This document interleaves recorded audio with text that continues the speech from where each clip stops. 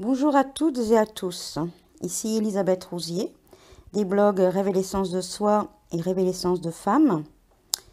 Je sors de ma caverne, ou de ma grotte plutôt, de mon hibernation, pour vous faire un petit coucou et vous partager un cadeau que je me suis fait à moi-même, le cadeau de la nativité, en conscience.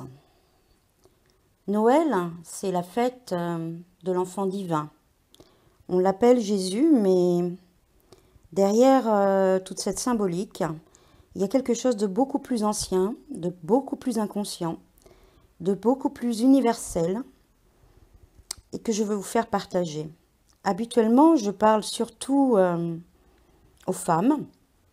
Exceptionnellement, aujourd'hui, et peut-être pas si exceptionnellement que ça, puisque ça fait partie de mon cheminement, je vais m'adresser également aux hommes. La femme a cette chance de pouvoir enfanter dans la matière. Pour l'homme, c'est complètement inaccessible. Par contre, il a cette possibilité et je vais essayer de vous la faire vivre aujourd'hui, d'enfanter dans la matrice, d'enfanter de projets et d'enfanter de son enfant divin. Alors comment ça se passe? Cet enfant, il est né de la Vierge par l'opération du Saint-Esprit, comme on dit. Alors, qui est ce Saint-Esprit? Qui est cette Vierge? Qui est cet enfant? Où se situe cette grotte? Qui est cette étoile polaire? Quels sont ces mages qui vont venir? Quel est ce cadeau à ce moment précis? Pourquoi le 25 décembre? Et qui est ce Joseph qui se tient à côté et qui fait figuration? Alors, nous allons commencer par la Vierge. En fin de compte, il y a 3 principes, que cela soit en alchimie, où il y a le mercure, le soufre et le sel, que ça soit dans les religions, on parle de trinité, que cela soit en spiritualité, où on parle de corps, cœur, âme. Cette trinité, on la retrouve partout. Et ici, c'est une trinité également qui se joue. Elle se joue dans votre grotte, à l'intérieur de vous. C'est pour cela que cette image de grotte a été prise par la religion, ou l'étable, quelque chose de souterrain, quelque chose d'intérieur, où la lumière va pouvoir surgir. La Vierge, donc, je disais, c'est la matrice. C'est le principe de l'accueil, le réceptacle, le Graal. En physique quantique, on pourrait l'appeler le vide. Cette énergie invisible, ce vide dans lequel nous baignons, ce qui nous compose en grande partie, puisque la matière sur laquelle nous nous sommes focalisés ne représente que 4% de tout ce qui existe. Cette Vierge est donc le champ des possibles. En alchimie, ce sera le principe du mercure, un mercure liquide, malléable. C'est le féminin. En spiritualité, oui, nous l'appellerons le féminin, l'accueil, le principe féminin. Cette Vierge est donc un réceptacle et nous l'avons en chacun de nous, que nous soyons hommes ou femmes. Cette Vierge, alors quand s'est passée la conception, ça s'est passé en août, au moment justement où le soleil entre dans le signe de la Vierge, à peu près vers le 21 août, quelque chose comme ça, ou peut-être 23 août, je ne sais plus. Le soleil figure le soi, ou alors le Saint-Esprit, ou alors tout simplement l'esprit, le principe masculin céleste, le vrai principe masculin, le masculin divin. Il s'agit dans cette première étape de spiritualiser la matière. C'est le triangle vers le haut. Le triangle vers le haut symbolise l'âme, souvent. C'est ces pyramides qu'on érige vers le ciel. Vous le retrouverez souvent, ce sigle. En alchimie aussi, le mercure est symbolisé, le mercure alchimique, hein, qui est donc le féminin, est symbolisé aussi par un triangle qui va vers le haut. Donc à ce moment-là, il s'agit de se préparer. Il s'agit d'informer la matrice pour la création. Il s'agit de préparer en nous, de faire le vide, de s'ouvrir à cette possibilité, afin de pouvoir recevoir l'inspiration ou de pouvoir simplement recevoir des informations, se connecter à cette voie, à cette guidance. Donc ce principe masculin, céleste, divin, va pouvoir, au moment où le soleil entre dans la Vierge, ensemencer ce réceptacle. D'ailleurs, je vous parle de Jésus, mais cet enfant divin est figuré sous différents aspects. Ça peut être Mitra aussi, beaucoup plus ancien, qui est né d'une vierge également, bizarre. Ça peut être également le cœur sacré.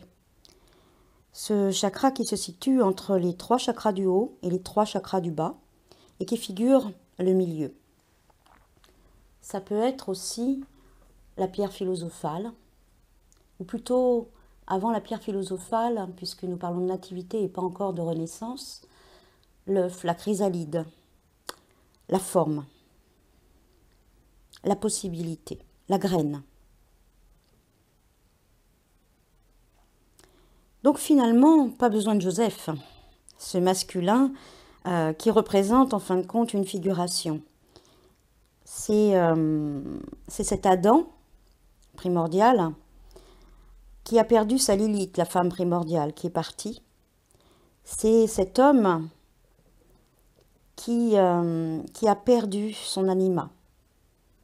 C'est cet homme, ce masculin actuellement, qui a créé une société patriarcale, un masculin orienté vers la matière. C'est l'empereur du tarot, le matérialisme. C'est une coque vide, parce que jusqu'au 3e mois du fœtus, à l'extérieur, nous sommes ni garçons ni filles. À l'extérieur, nous sommes tous des filles. Nous sommes tous XX en apparence, dans la forme. C'est à l'intérieur que tout se passe et que la différenciation se fait bien avant, dans la programmation. Le XY, le garçon, construit d'abord ses organes à l'intérieur. Mais à l'extérieur, jusqu'au 3e mois de grossesse, il apparaît comme une fille, et la fille également. C'est ensuite que vont apparaître les sexes différents. Donc finalement, nous ne sommes pas différents, nous sommes juste différents dans la matière, dans la forme. Mais à l'intérieur de nous, nous sommes tous pareils, les hommes comme les femmes. Nous avons un féminin, un réceptacle, et nous avons possibilité de nous connecter à l'esprit, le feu, le soleil, l'inspiration, quel que soit le nom que l'on puisse donner, pour faire naître justement en nous, par ce mariage intérieur, l'enfant divin. L'enfant divin qui a différents niveaux de conscience pourra être au départ nos projets, tout simplement. L'enfant intérieur qui s'émerveille quand nous sommes tout petits, quand nous croyons encore au Père Noël.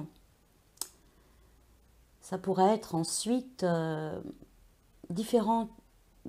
fonction de notre niveau de conscience, différentes choses qui vont pouvoir surgir, mais qui vont naître au départ d'une inspiration, alors je vais dire divine, ou d'une inspiration qui va vous venir de votre soi, de votre guidance,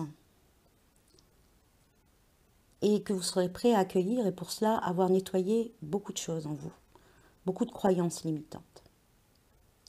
Donc je disais que ça se passe au départ vers la fin août, au moment où le soleil entre dans la Vierge. Ensuite, une fois que ce mariage alchimique est réalisé, l'enfant ne peut pas naître encore. Il y a des étapes à traverser.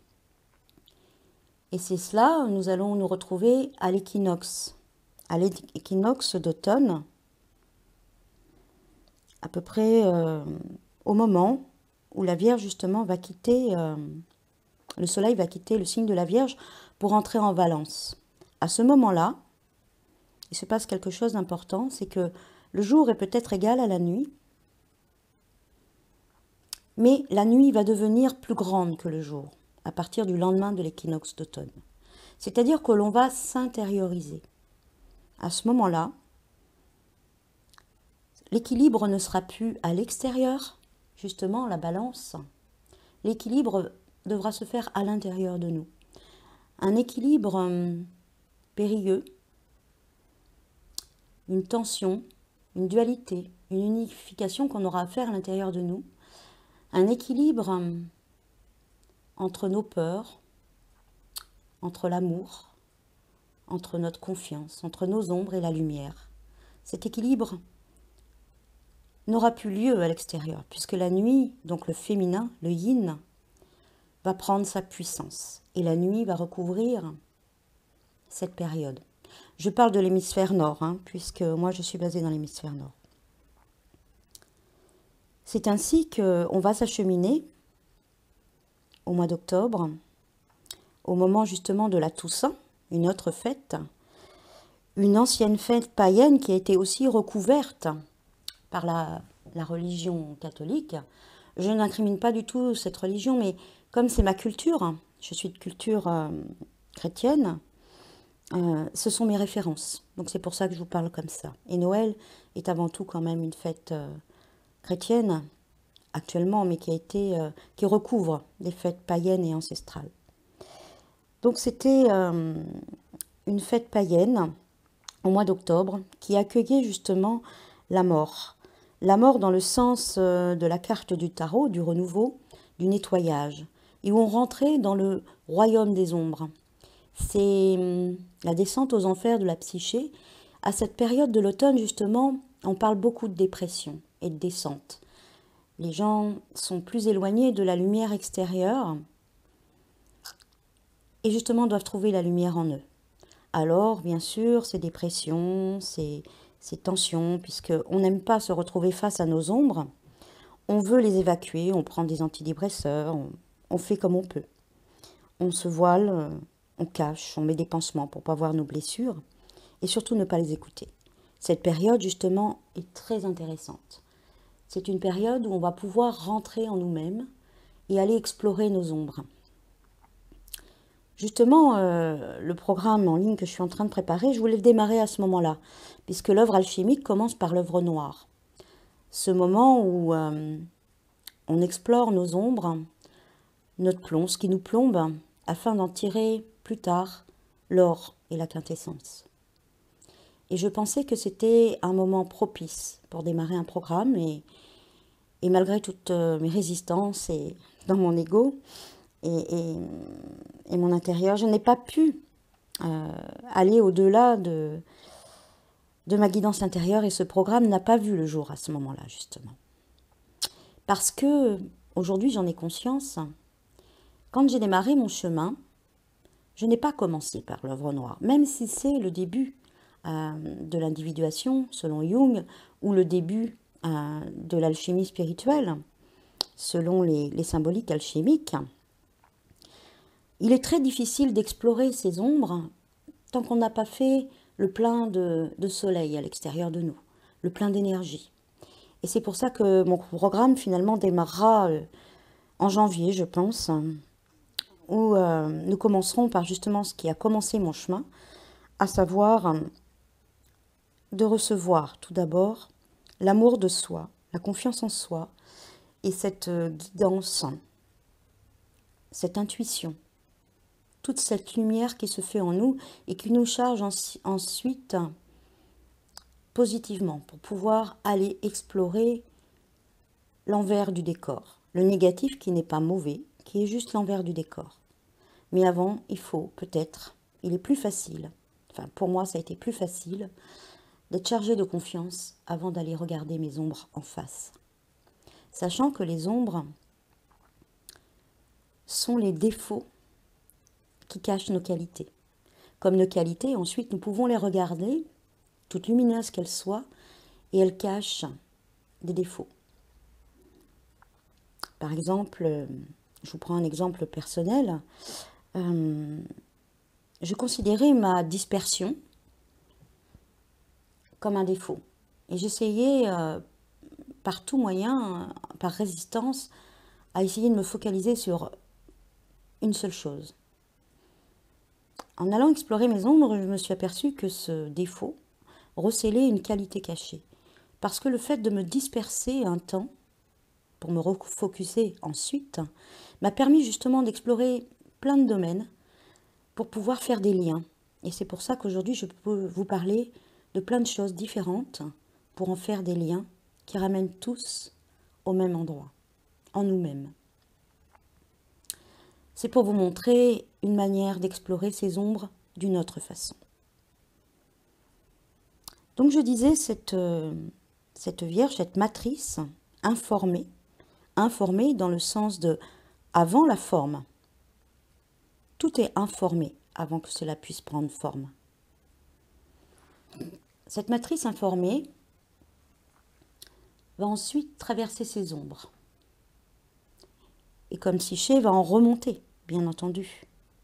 Va en remonter plus riche, nourrie de sa grotte intérieure, nourrie. Parce qu'on nous parle souvent de la descente aux enfers. Il ne faut pas oublier quand même que c'est Chiron qui fait la traversée, qui est un guérisseur. On descend aux enfers et on nous dit que les diables vont nous piquer les fesses, comme autant d'émotions négatives ou dans la vie quand on rencontre des personnes qui nous piquent et qu'on va se brûler les ailes avec ce feu qui n'est pas destructeur mais qui est purificateur. Mais on ne parle jamais du retour. On n'en parle jamais. Alors peut-être parce que ceux qui remontent n'ont pas envie d'en parler. Et moi je peux vous dire qu'on en revient. On en revient, et j'en suis l'exemple vivant, et on en revient nourri. Et justement cette pièce que l'on a donnée pour traverser ce bateau avec Chiron, cette pièce c'est les valeurs que l'on a déposées, nos anciennes valeurs, nos anciennes croyances. On les a déposées là, et pour prendre le retour, le bateau du retour, on n'a plus cette pièce. Mais alors Chiron nous donne une autre pièce, l'envers du décor, c'est-à-dire nos nouvelles valeurs, notre authenticité, notre véritable être, celui qui a été purifié à l'intérieur des enfers. Et là, on revient sur Terre, ou dans la matière, ou dans notre vie, avec de nouvelles valeurs, les vraies. Celles qu'on a refoulées justement à l'aller, ces ombres, c'est cela, hein, c'est tout ce qui fait partie de nous, mais qu'on a enfermé parce que ça ne plaît pas aux autres, c'est pas conforme à la société, c'est considéré comme un défaut, ou si je fais pas ça, je serai pas aimée, enfin bon. Tout un tas de choses qu'on a refoulées et que l'on doit retrouver. Donc je vais passer cette période de descente qui correspond au soleil qui rentre en Scorpion. Et ensuite, quand nous en sortons, nous arrivons dans le Sagittaire. Le Sagittaire, c'est un couple. C'est une unification justement entre le cheval, avec ses sabots, et son corps de cheval bien ancré dans la terre. C'est notre partie terrestre, c'est notre âme qui est profondément attachée à la terre, notre programmation, notre expérience, mais à la fois surmontée d'un homme, je dirais d'un archer. avec cette direction vers le ciel. Et justement, après cette remontée des enfers, ou de la traversée de nos ombres, nous sommes pas parfaits, certes, on ne le sera jamais, et là-dessus il faut lâcher prise, mais nous sommes peut-être enfin complets, c'est-à-dire réunis entre notre partie matérielle, je dirais, oui, accrochée à la matière, à la terre, à notre expérience, et notre partie céleste, nos buts, tout dépend du niveau de conscience. Et là est l'unification. C'est l'unification entre toujours cette matrice, cette vierge, et le soi, le soleil, l'esprit, le feu, l'information qui appuie descendre en elle. Et là, ce signe va se terminer au solstice d'hiver. Le solstice d'hiver, c'est une porte. C'est la deuxième porte. C'est la porte où le jour, où la lumière va progressivement, je dis bien progressivement, devenir plus grande, plus forte que la nuit. C'est la sortie progressive de cette période yin, de cette période très intérieure, très féminine, pour entrer dans une énergie plus yang, plus rayonnante. Et c'est à ce moment-là où justement il y a cette nativité, ce printemps invisible, cette graine qui va pouvoir en sortir, cette chrysalide, cet œuf justement dans lequel les alchimistes construisent progressivement, par maintes opérations, leur pierre philosophale. La nativité, c'est cela. C'est tout ce que l'on aura, épuré, toute l'information et les intentions qu'on aura mises dans notre matrice, comment on aura inspiré notre vie, nos intentions, conjuguées à notre expérience, à ce qu'on est prêt à accueillir, à l'espace que l'on aura fait en nous, pourra à ce moment-là naître l'enfant divin, ou une graine, si vous préférez. Une graine souterraine, parce que cet enfant divin vient dans une grotte. Ça peut être, selon notre niveau de conscience ou notre cheminement, à diverses périodes, diverses parties de nous. Par exemple, pour moi, cette année, c'est vraiment le mariage intérieur. C'est vraiment l'union, puisque je me suis réconciliée complètement avec le masculin, mon masculin intérieur, et donc avec beaucoup d'hommes, et je le vois à travers les hommes que je rencontre en ce moment. C'est vraiment, pour moi, mon mariage intérieur entre mon féminin, mon masculin, et la réalisation de ce mariage dans mon cœur sacré, mon enfant divin. Mais pour d'autres moments, dans mes précédents états de conscience, puisque chaque année, ce processus se refait. Par exemple, l'année dernière, c'était la graine de mon entreprise qui a vu le jour au printemps, en mars 2014. Parce que cette graine est la nativité, c'est pas votre naissance, c'est pas la naissance. La naissance aura lieu à l'équinoxe de printemps, c'est-à-dire 3 mois après. Ça correspondra à la période de Pâques, pour toujours cette religion chrétienne et ses symboles, à la Renaissance. Là, ça va émerger dans la matière. Au niveau de la nature, la graine est encore souterraine dans cette grotte à Bethléem. Il va falloir la nourrir. Il va falloir la nourrir pour qu'elle puisse enfin être visible. Pour l'instant, elle est à l'état de fœtus ou de chrysalide. Mais elle est bien là. Et elle est le résultat d'un processus. Pour la nature, ça va être une graine. Ensuite, à ce moment-là, nous entrons, le soleil entre en Capricorne. Le Capricorne, je ne me rappelle plus, Enki, je crois, le nom du dieu. Enfin, moi, il me fait penser à Io, à cette vache ou cette chèvre, même dans d'autres mythologies, c'est une chèvre, qui correspond à la corne d'abondance. Et Enki, par exemple, c'est la déesse des eaux souterraines. Et justement, cette graine, dans la nature, elle va être alimentée par les eaux souterraines. C'est pas les eaux du ciel. Indirectement, oui, mais c'est bien quand même la nappe phréatique. Ça va être pour les arbres la sève. C'est une eau intérieure encore. Pour l'enfant, c'est le liquide amniotique. C'est une eau intérieure. Le Capricorne, voilà ce qu'il fait. Il apporte l'abondance et la nourriture à cette graine.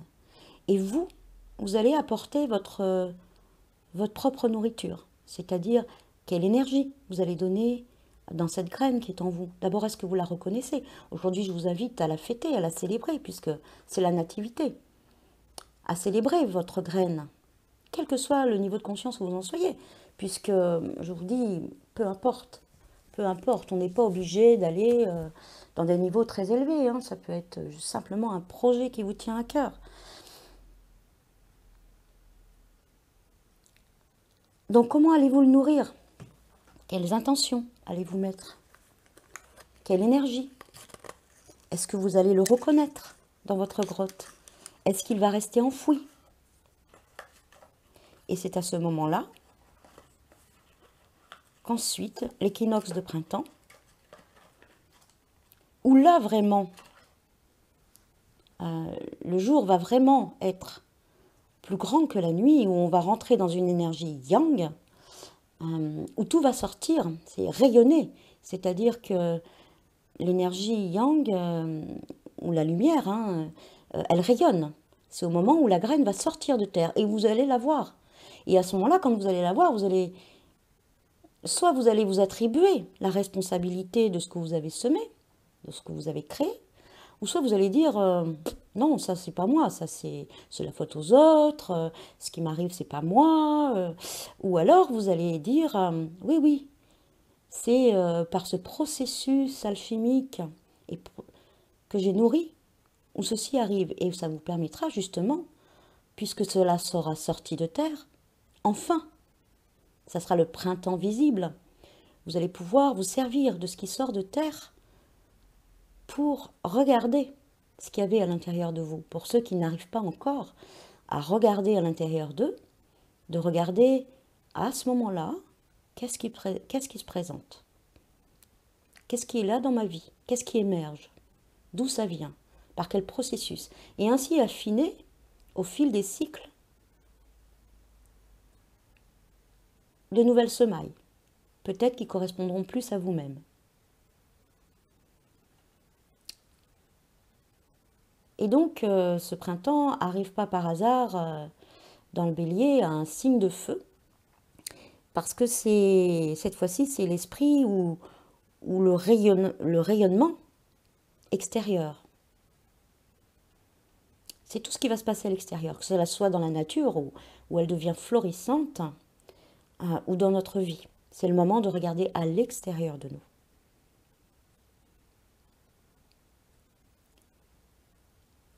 Et justement,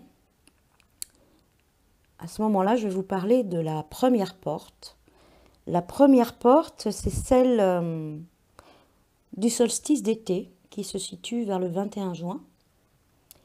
Cette première porte, qui précède donc le solstice d'hiver, dernière porte, cette première porte, c'est là où ce rayonnement extérieur, justement, j'en reparlerai dans un autre audio, hein. Là n'était pas le sujet, mais je vous fais le cycle complet pour vous faire comprendre la nativité. C'est le moment où justement le jour va commencer à diminuer. À partir du solstice d'été, peut-être que le jour paraît plus lumineux puisqu'il fait plus chaud. je parle toujours de l'hémisphère nord, le rayonnement, si vous voulez, il diminue progressivement, même s'il est encore supérieur au yin, donc au féminin et à l'intériorité, il commence à laisser la place à l'intériorité. Et c'est pour ça qu'à ce moment-là, au solstice d'été, dans cette première porte, on va rentrer dans le cancer. Le soleil va rentrer dans le cancer. Le cancer, c'est le féminin. C'est vraiment le féminin par excellence. C'est le foyer, c'est le réceptacle. Justement, c'est là où on prépare le réceptacle. On prépare la matrice. On se prépare à accueillir. Et ensuite, nous arriverons, le soleil va rentrer en Lion. Et là, justement, sera cette lumière chaude, yang. C'est le moment où les jours commencent à diminuer, mais où, comme juste avant de diminuer, ce sont les plus chauds, les plus ardents. C'est-à-dire qu'ils diminuent en longueur, mais ils s'intensifient en chaleur. C'est les derniers moments où on prend toute l'énergie solaire, pour pouvoir rentrer sous terre ensuite avec toute cette énergie. Puisqu'à la fin de ce lion arrivera justement l'équinoxe d'automne, dont je vous ai déjà parlé, et arrivera justement, le soleil rentrera alors en Vierge. Et c'est là où va se faire la conception. Cette conception en nous, entre notre Vierge, notre matrice, notre champ des possibles, l'espace qu'on était capable de créer à l'intérieur de nous, le Graal, et nos inspirations, tout ce qui est d'origine céleste, solaire, masculine, et ainsi de suite. Et nous en arrivons à notre fameuse nativité. Donc ce qui est important de célébrer là, c'est, quel que soit votre avancement, c'est de célébrer cet instant, cette graine, cet enfant divin, parce que ça redonne de la magie. Parce que pour tout vous dire, pour moi, quand j'étais enfant, Noël était magique. C'était magique parce que c'était lumineux, plein de lumière, et je croyais au Père Noël. Donc c'est-à-dire que c'était des cadeaux qui m'arrivaient du ciel. Donc c'était merveilleux. J'ai bien déchanté quand ma sœur cadette m'a appris que le Père Noël n'existait pas. Quelle tristesse, quelle magie qui s'en va. Alors, j'ai perdu cette magie, longtemps, longtemps, longtemps. Jusqu'à temps que je découvre ce qu'était véritablement la magie. L'âme agit. Et ce chemin intérieur que l'on a en nous. Et toute cette magie qui va avec. Parce qu'aujourd'hui, dans ma grotte, dans cet enfant divin, dans cet enfant que chacun peut mettre au monde, c'est vraiment accoucher de soi-même. C'est cela, accoucher de soi-même. Dans cet enfant divin, dans cette graine à l'intérieur de moi, que je célèbre, c'est là la magie de la vie. C'est là tout ce processus magique. Parce que bien entendu, les rois mages arrivent. Et qu'est-ce que sont ces rois mages? Ces rois mages, toujours le principe de la Trinité, trois. Le principe de la Trinité, je ne sais plus si je vous en ai parlé, c'est le Père, donc le masculin céleste, le divin céleste, le soleil, le feu, l'esprit. C'est la matrice, la mère, le féminin, le réceptacle, l'âme, si vous préférez, puisque l'âme est attachée à la terre, c'est vraiment notre programmation intérieure, c'est notre inconscient, c'est quel que soit le nom qu'on puisse lui donner. Donc nous sommes deux. Et le principe de la Trinité, donc le troisième, c'est le Fils. Le Fils, il n'est pas masculin, il n'est pas féminin. On l'a appelé le Fils parce que Parce que c'est l'œuf, parce que c'est l'enfant divin. Il n'a pas de sexe en fin de compte. C'est l'androgyne. C'est oui, c'est notre création. C'est notre possibilité de création dans notre expérience et dans la matière. C'est ça. C'est le Fils de l'homme. C'est-à-dire que, messieurs, oui, c'est votre possibilité d'accoucher de vous-même et de rentrer dans ce processus créateur.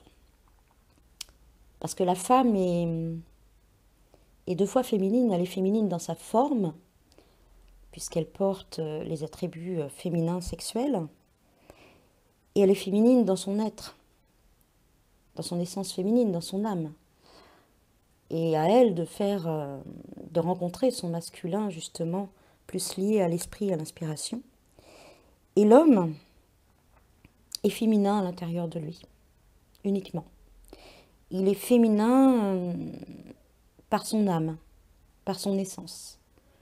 Mais dans la forme, il a une forme masculine. Et ça se dessine justement au bout du 3e mois du fœtus. Et finalement, nous ne sommes pas si différents. À part que la femme, elle, peut accoucher dans la matière, dans la réalité, mais pas l'homme. Et je bénis justement cette chance d'être une femme. Et chères femmes, bénissez-le également. Voilà, je ne sais plus où j'en suis, parce que c'est bien une méditation intuitive, parce que je sais d'où je pars, mais je ne sais pas où je vais arriver.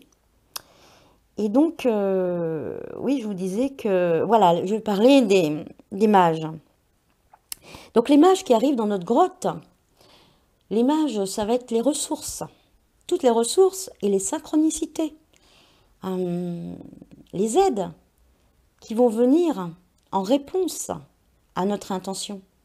Pour nourrir justement cette chrysalide, cet œuf, cet enfant divin, afin qu'il puisse, cette graine, qu'elle puisse émerger et renaître dans 3 mois, au moment où tout se voit. Pour l'instant, tout est souterrain. Et ces guidances, ces ressources qui sont en nous, bien sûr, puisqu'elles sont dans notre grotte, ces synchronicités, toutes ces opportunités qui vont répondre à votre intention, sont guidées par l'étoile polaire, justement. Et l'étoile polaire, c'est la seule étoile qui est fixe. C'est la seule étoile qui garde toujours le nord. Et c'est notre guidance intérieure. C'est notre centre. C'est justement ce focus. Ce focus, cette chose en nous qui nous dit, c'est vrai, c'est ça, c'est la voie. Il faut que j'y croie. Et en n'écoutant pas du tout les autres voix. C'est notre voix, V-O-I-E et V-O-I-X. C'est notre voix intérieure. Et c'est pour ça qu'il faut toujours, je dis il faut, mais on en revient toujours à se concentrer sur, à écouter cette voix intérieure. C'est elle, moi, qui est venue me chercher il y a quelques années. C'est elle que j'ai écoutée. Et c'est elle qui m'a menée là, aujourd'hui. Voilà. Donc, je vais vous souhaiter un merveilleux enfantement de vous-même, un accouchement de vous-même, une belle nativité. J'aurais pu en dire encore plus, mais là, il aurait fallu que j'écrive un article. Mais là, c'est vraiment dans l'instant, pour partager.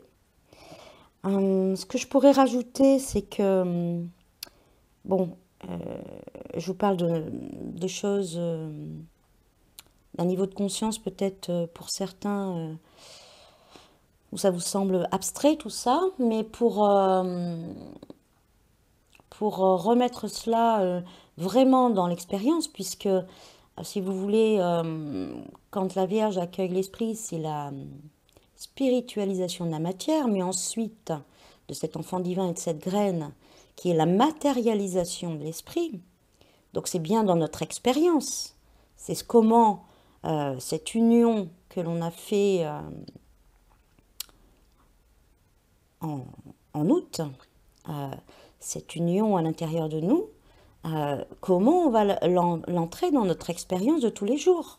Sinon, être spirituel ou être ou décoller, hein, comme on dit, il n'y a aucun intérêt. L'intérêt, c'est vraiment voilà, que la graine, au bout d'un moment, au printemps, elle sorte, elle soit visible, elle fasse partie de votre expérience et que vous la voyez et que vous la viviez profondément, même si pour l'instant, elle est au fond de vous.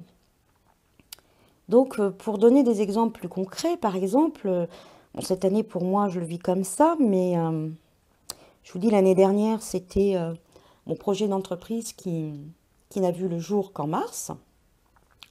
L'année d'avant, donc, alors là, on est en 2014, l'année d'avant, ça devait être, je ne sais plus. C'était, en tout cas, il y a l'année 2012, je m'en rappelle que c'était la connexion à mon féminin qui a émergé ensuite dans la réalité. Et l'année d'avant, c'était l'inspiration de créer mon blog Révélation de soi, qui a vu le jour en mars 2011. Et encore l'année d'avant, ça a été la traversée des ombres, a été en octobre. Oui, c'était vraiment très très très difficile pour moi, puisqu'à l'époque, j'étais pas encore inspirée comme je suis aujourd'hui, donc j'étais assez dépourvue, mais bien guidée. Et donc ça a donné naissance à cette graine qui m'a permis d'entamer ensuite, en janvier 2010, toutes les formations dans le développement personnel qui m'ont amené ensuite progressivement à valider la connaissance, donc connaissance, c'est cette connaissance que nous avons à l'intérieur de nous, mais le mental a besoin que cela soit validé, il a besoin d'être rassuré. Donc j'ai entamé ce chemin pour vérifier tout ce que j'avais découvert à l'intérieur de moi et mes recherches.